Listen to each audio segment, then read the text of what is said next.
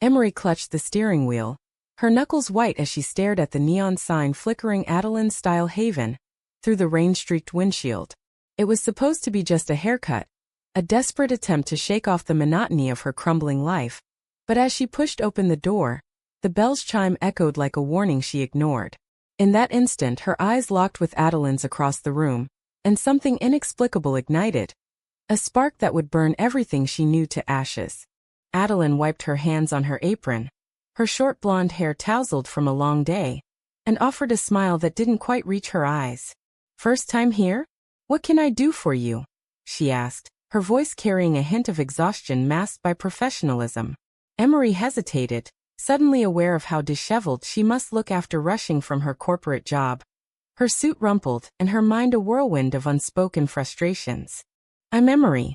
Just need a trim, something fresh," Emery replied, settling into the chair as Adeline draped the cape over her. As the scissors snipped away, conversation flowed unexpectedly easy, about the city's relentless pace, the superficiality of office politics, and the quiet ache of feeling out of place. Emery found herself opening up, confessing how her family's expectations weighed on her like chains. The perfect daughter, the successful lawyer, the one destined for a conventional life with a man they approved of. "They don't see me," she whispered, her voice cracking. "They see who they want me to be." Adeline paused, her reflection in the mirror revealing a flicker of empathy. "I get that. My folks kicked me out when I was 18 because I wouldn't hide who I am." The admission hung in the air, raw and unfiltered. Emery's heart raced. She'd never voiced her own doubts aloud, the nagging pull toward women that she'd buried under layers of denial. But here, in this stranger's salon, it felt safe to question. As Adeline's fingers brushed her neck, sending shivers down her spine, Emery wondered if this was the start of something dangerous. By the time the haircut was done, Emery's reflection showed a woman transformed. Not just externally, with sleek layers framing her face, but internally, with a seed of rebellion planted. She paid, lingering at the counter, their hands touching briefly as change was exchanged.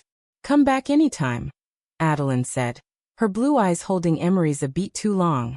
Driving home, Emery replayed the encounter, her mind tormented by guilt. What was she doing? She had a boyfriend, Mark, waiting at home, a man her parents adored. Yet the thought of Adeline consumed her, stirring emotions she'd long suppressed.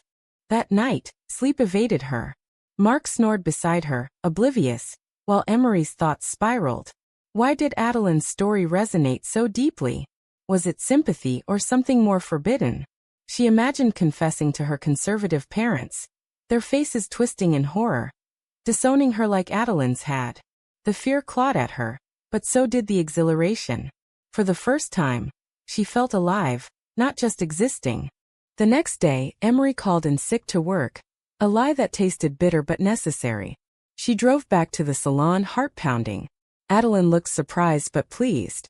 "Missed me already?" she teased, leading Emery to a back room for coffee. They talked for hours, sharing vulnerabilities. Adeline's struggle with societal judgment, the stares and whispers that followed her openly lesbian life. Emery's internal war, the pressure to conform in a world that prized heteronormativity above authenticity. As the sun set, their conversation turned intimate, not physically, but emotionally. Adeline admitted her last relationship ended in betrayal, her ex leaving for a safer, straight life. "It hurts, knowing someone chooses convenience over love," she said, tears welling. Emery reached out, squeezing her hand, the contact electric. In that moment, she knew she was crossing a line, but the pull was irresistible. Guilt gnawed at Emery as she returned home. Mark greeted her with a kiss, but it felt hollow. "Where were you?" he asked casually. "Just out," she lied, the deception twisting her gut. That night, alone in the bathroom, she stared at her reflection, questioning everything. Was this attraction real or a midlife crisis? The societal voices echoed in her mind. "It's just a phase. You'll ruin your life." But Adeline's courage haunted her, challenging her to face her truth. Over the following weeks, Emery became a regular at the salon, each visit deepening their bond. They shared lunches, walks in the park, stolen moments that blurred friendship into something more. Adeline opened up about her dreams. opening a chain of inclusive salons where everyone felt accepted. Emery confessed her dissatisfaction with law, her secret passion for writing stories of marginalized voices. One evening, as rain poured outside, Adeline closed the salon early. They sat on the floor, backs against the wall, sharing a bottle of wine. "Why do you keep coming back?" Adeline asked softly. Emery's breath caught. "Because with you, I don't have to pretend." Their eyes met, and in that vulnerability, Emery leaned in, their lips brushing in a tentative kiss that shattered her world. Panic surged through Emery as she pulled away. "I can't do this. I have a life, a boyfriend." Adeline's face crumpled. "Then why did you?" The question hung, unanswered, as Emery fled into the night, rain mixing with tears.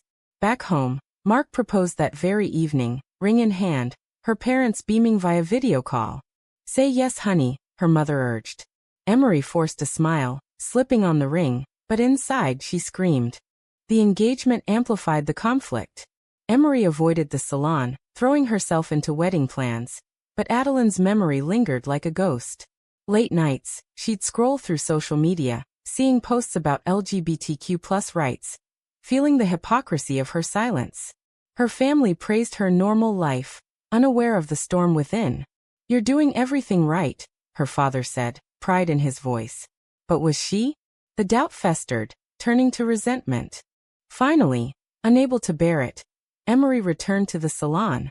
Adeline looked guarded. "What do you want, Emery?" The confrontation was tense, words sharp. "I don't know," Emery admitted, voice breaking. "But I can't stop thinking about you." Adeline sighed. "This isn't a game. People get hurt." Yet they talked, unraveling the threads of their fears. As days blurred into weeks, Emery's double life intensified. By day, she played the dutiful fiancée, attending tastings and fittings with Mark, her smiles mechanical, her heart elsewhere. By night, she'd sneak to Adeline's apartment, where whispered conversations peeled back layers of deception. "I feel like I'm betraying everyone," Emery confessed one evening, curled on the couch, Adeline's arm around her shoulders, a comfort that both soothed and terrified. Adeline traced patterns on Emery's hand, her touch gentle yet charged with unspoken longing. "Betrayal starts when you lie to yourself. Society pushes us into boxes, but breaking free? That's the real courage." Her words struck deep, echoing Emery's inner turmoil. Growing up in a devout Midwestern family that relocated to New York for better opportunities, Emery had learned early to suppress any deviant thoughts. Church sermons condemned homosexuality as sin, her parents nodding along. Now at 28, those teachings clashed with the warmth she felt with Adeline.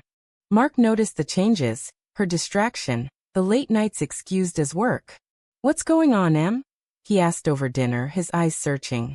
She deflected. "Just stress," but the lie weighed heavier each time. Inside she debated, was loving Adeline wrong, or was denying it the greater sin? The moral quandary consumed her. Dreams haunted by visions of family rejection, societal scorn. Adeline, too, wrestled with doubts. At 26, she'd built walls after her ex's abandonment, vowing never to be someone's secret. Yet Emery's vulnerability cracked those defenses.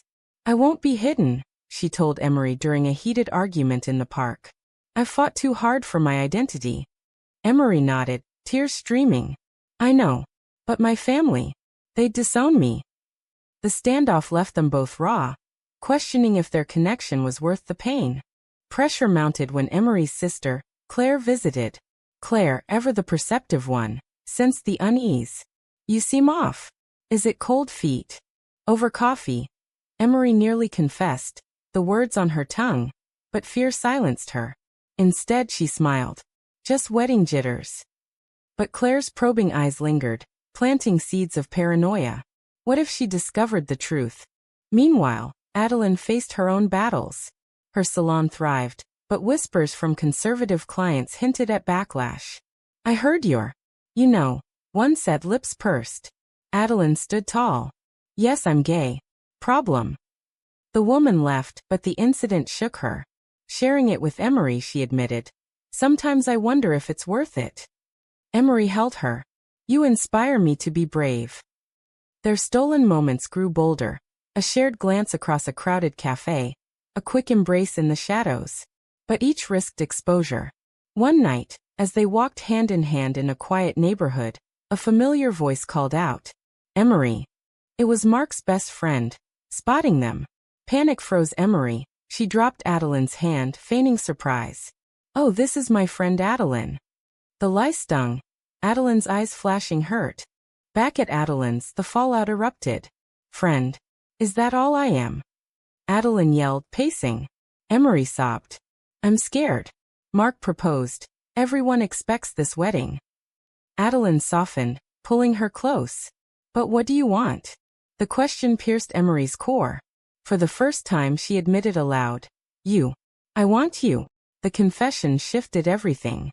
Emery began questioning her engagement, the ring feeling like a shackle. She researched online, stories of women coming out later in life, the joy and devastation. Her internal monologue raged. Am I selfish for wanting happiness? Or foolish for clinging to safety? The ethical dilemma tore at her. Hurting Mark, disappointing her family, versus living authentically. Adeline encouraged therapy, but Emery resisted, fearing judgment. Instead, they attended a discreet LGBTQ+ support group. Hearing others' tales of rejection and resilience bolstered Emery. One woman shared losing her job after coming out, another, gaining freedom. "The price is high, but so is the reward," she said. Emery absorbed it, her resolve strengthening. Yet betrayal loomed. Mark found a text from Adeline on Emery's phone, innocent but suspicious. "Who's this?" he demanded. Emery stammered, "Just my stylist." But doubt crept into his eyes. That night, alone, Emery wept, realizing the web of lies was unraveling. "How did I become this person?" she thought, staring at the ceiling. Adeline, sensing Emery's wavering, pushed for a decision. "We can't keep this up. It's destroying us." Their talks turned intense, weighing pros and cons. Adeline revealed her own scar. A family reunion where relatives shunned her, calling her choice unnatural. "I paid the price, but I'd do it again," she said defiantly. Inspired, Emery confronted her mirror self. Choose truth over fear. But action lagged. At a family dinner, her parents gushed about grandchildren, the future with Mark. Emery's stomach churned. "What if it's not what I want?" she ventured. Her mother laughed it off. "Nonsense, dear. You're perfect together." The dismissal fueled her anger. Later, with Adeline, she vented. "They don't care about my happiness, only appearances." Adeline nodded. "That's the trap of conformity." Their bond deepened, but so did the stakes. A client at the salon recognized Emery from Mark's social circle, raising eyebrows. Climax built when Claire cornered Emery. "I saw you with that woman. What's going on?" Emery broke, confessing partially. "She's a friend. But more." Claire's shock turned to support. "If she makes you happy, fight for it." The unexpected ally gave Emery hope, but also amplified the fear of wider revelation. As the wedding approached, Emery's internal conflict peaked. Dreams of walking down the aisle morphed into nightmares of regret. "What if I marry him and resent him forever?" she pondered. Adeline offered an ultimatum. "Choose me or let me go." The words echoed, forcing Emery to face the inevitable confrontation. The breaking point arrived unannounced. Emery sat across from Mark in their living room, the engagement ring glinting mockingly under the lamp. "We need to talk," she said, voice trembling. Mark's face paled as she poured out the truth. Not the full extent, but enough. Her doubts, her unhappiness. "I can't marry you. It's not fair to either of us." He stared, disbelief turning to anger. "Is there someone else?" When she hesitated, he exploded. "Who is she?" The word she hung like a bombshell. Emery nodded, tears flowing. "Adeline. I met her at the salon. And I fell in love." Mark's hurt was palpable, his fists clenched. "How long? How could you?" The accusation stung, but Emery stood her ground. "I tried to fight it. But denying who I am. It's killing me."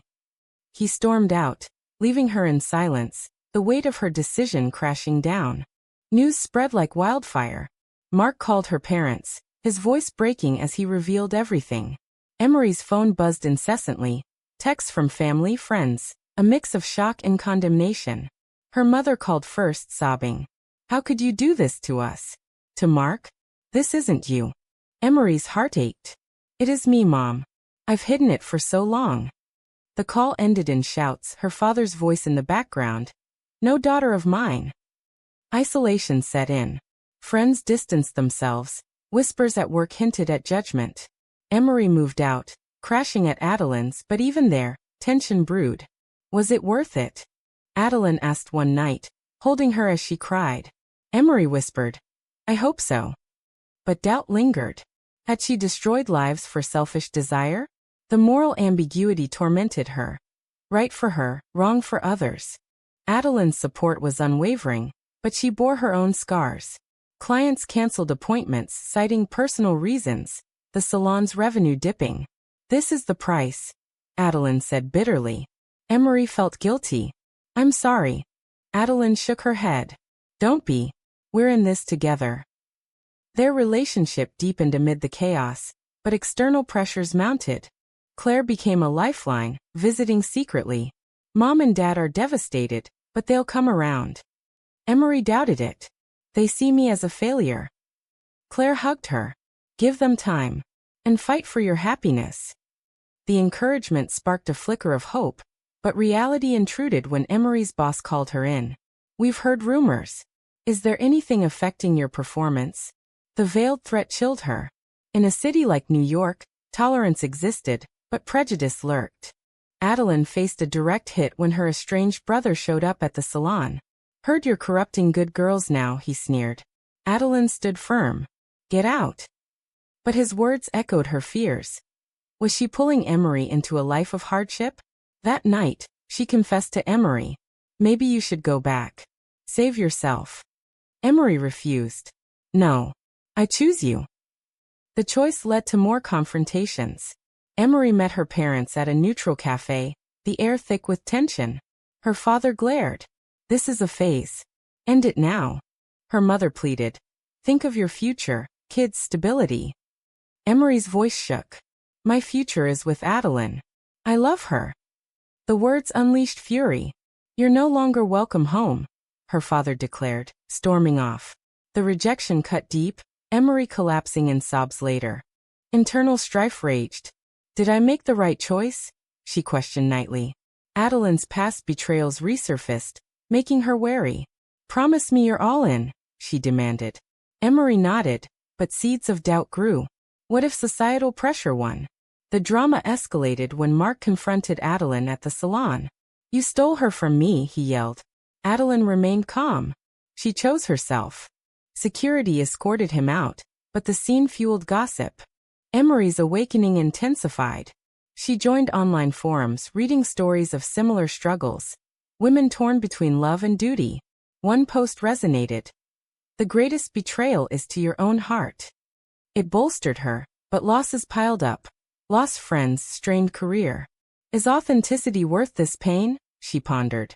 Adeline proposed a getaway, a weekend in the countryside to reconnect. There, away from judgment, they talked deeply. Adeline shared her coming-out story. The loneliness, the triumphs.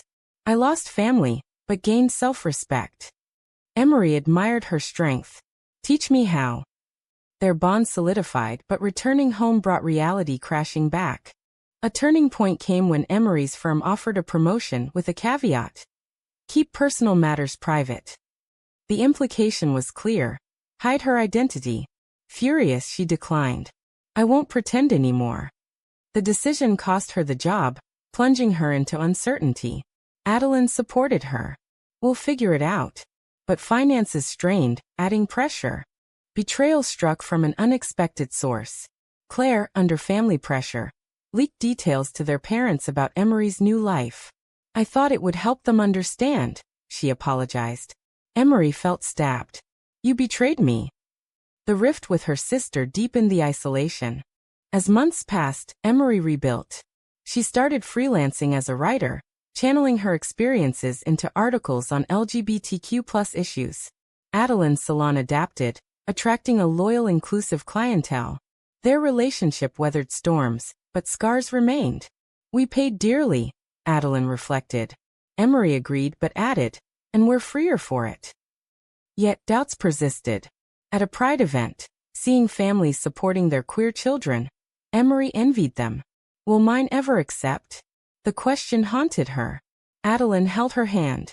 Maybe not. But we have each other. The high cost of their choices became evident when Emery's father suffered a health scare. Rushing to the hospital, she was met with coldness. You're not family anymore, her mother said. The words shattered her, forcing a reevaluation. Had her pursuit of love been selfish? In the hospital waiting room, Emery paced, her mind a battlefield of regret and defiance. If I hadn't left Mark, I'd be here as the dutiful daughter, she thought bitterly. But Adeline's text arrived. I'm here for you no matter what. It grounded her, reminding her of the love she'd fought for. When her father stabilized, Emery confronted her mother. I need to see him. Reluctantly allowed in, she faced his frail form. Dad, I'm sorry for the pain, but not for who I am. His eyes opened weary. Why choose this path? Emery explained, voice steady. Because hiding was destroying me. He didn't respond, but the silence felt less hostile. Leaving, she felt a glimmer of hope, but the damage was done. Back with Adeline, she broke down. They might never forgive me. Adeline held her. Forgiveness starts with yourself. The incident catalyzed change. Emery dove deeper into advocacy, volunteering at LGBTQ+ centers, sharing her story anonymously at first. The catharsis healed wounds but exposed vulnerabilities. One session, a young woman approached. Your story gives me hope. It validated her sacrifices. Adeline, inspired, hosted events at the Salon, support groups, awareness nights. But backlash followed. Online trolls, threats. Is this the life I dragged her into? Emery wondered, guilt resurfacing. Adeline dismissed it. We chose this together. Moral conflicts arose when Mark re-entered the picture. He emailed, seeking closure. They met at a cafe, tension thick. I loved you, he said. But you lied. Emery apologized. I was lying to myself too. He nodded, forgiving partially. I hope she's worth it. The encounter stirred old doubts. Had she ruined his life? Society's judgment amplified. At a family wedding, her cousins, Emery attended alone, whispers following. The one who left her fiancé for a woman. She held her head high, but inside it stung. Adeline couldn't come. The invitation excluded partners. It's their loss, Adeline said, but Emery felt the divide. Internal monologues dominated. Was coming out the right choice, or a destructive impulse? She journaled furiously, weighing the ethics. Happiness versus harmony. Whose pain mattered more? Adeline shared similar thoughts. Sometimes I miss the ease of blending in. A major confrontation brewed when Emery's parents invited her home. We need to talk, her mother said. Arriving, she found them with a pastor. This is an intervention, her father announced. The pastor preached about sinful choices, urging repentance. Emery exploded. Love isn't sin. Your ignorance is. She stormed out. The bridge burned further. The betrayal by her family fueled rage. With Adeline she vented. They'd rather I be miserable than happy.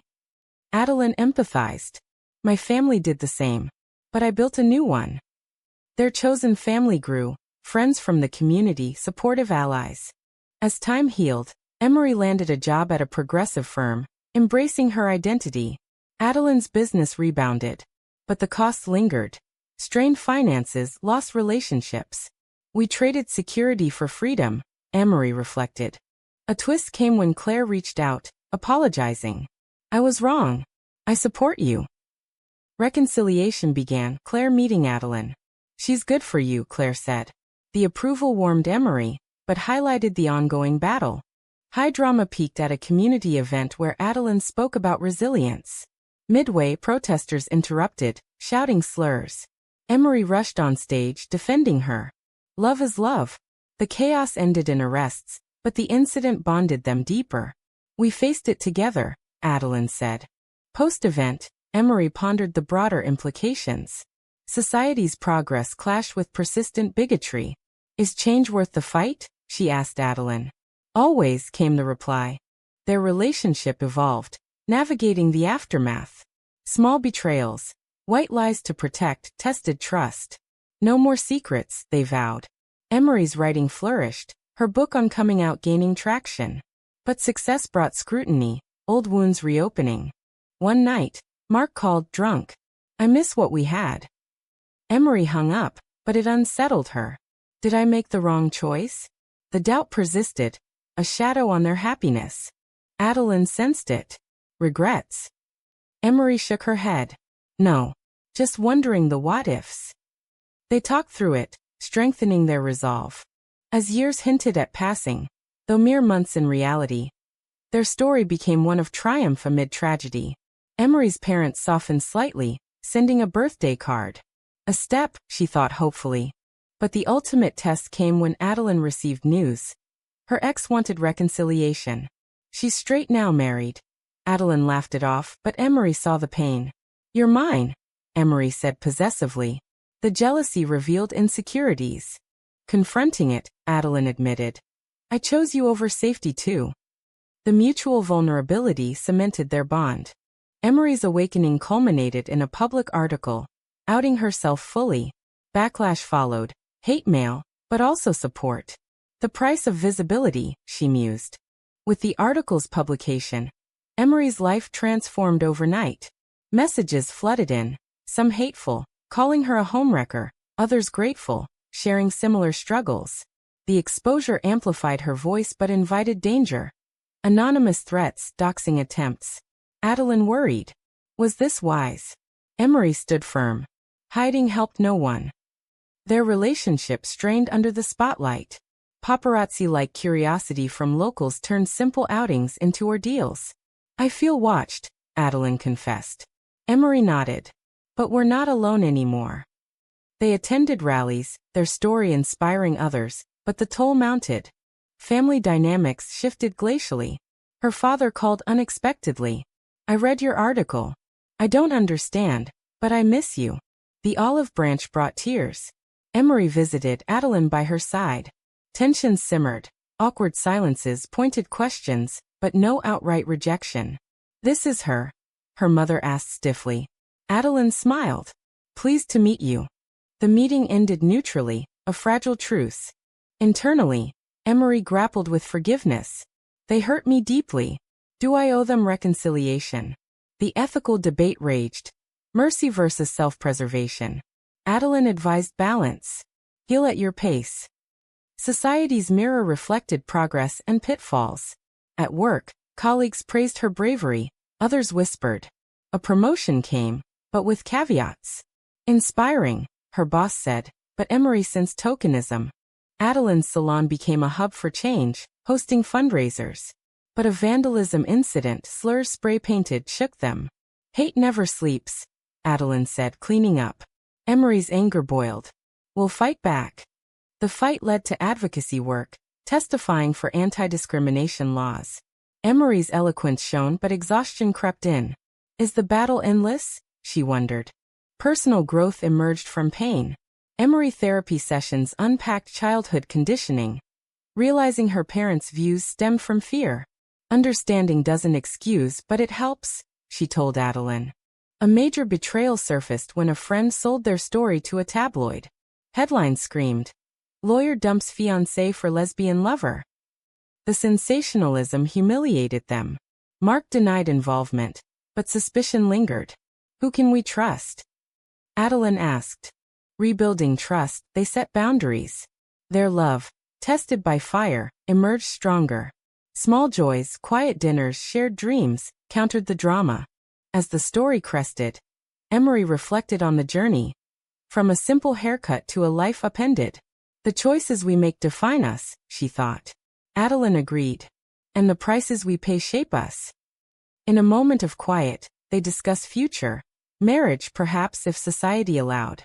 But hurdles remained, legal battles, family acceptance. The awakening fully realized when Emery's mother called. I want to try understanding. Progress slow but sure. Yet, questions lingered. Had the damage been necessary? Could change come without destruction? In the end, Emery and Adeline stood together, resilient. Their love, forged in conflict, endured. Was coming out always the right choice, even if it shattered lives along the way?